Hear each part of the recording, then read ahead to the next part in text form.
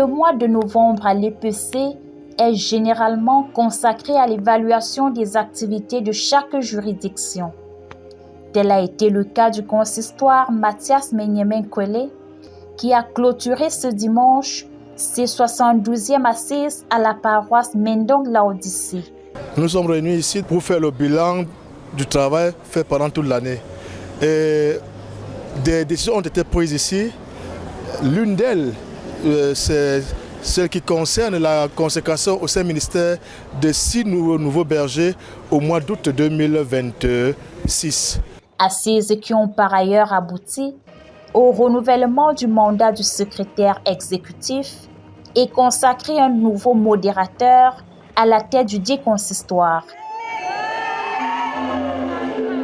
Une grâce qui m'a été faite par mes pairs, mes collègues, anciens et pasteurs, pour conduire le consistoire vers un avenir meilleur, vers des choses encore plus grandes à la gloire de notre Dieu. Nous savons que l'Église vit des moments de tumulte en ce moment, mais le Seigneur, qui est le chef de l'Église, c'est Jésus-Christ, donnera toujours les moyens pour sortir de cela si nous avons une ferme assurance en ses promesses. Je rends grâce au Seigneur qui a permis que mes confrères, mes frères me fassent à nouveau confiance. C'est beaucoup de travail. Plaise au Seigneur de m'assister, de me soutenir, de m'accompagner.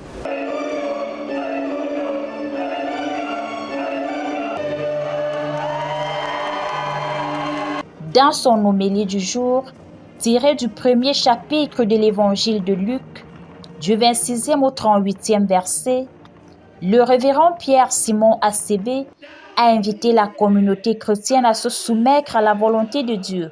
Ce que j'ai retenu, c'est que lorsque on reçoit l'appel de Dieu, oui, c'est vrai, c'est difficile.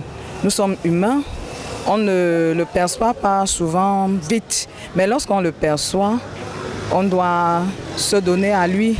C'est donc avec un sentiment du devoir accompli que les 33 paroisses du consistoire Mathias Menyemen-Kwele se sont donné rendez-vous à la paroisse Kolvondayek du 11 au 15 novembre 2026.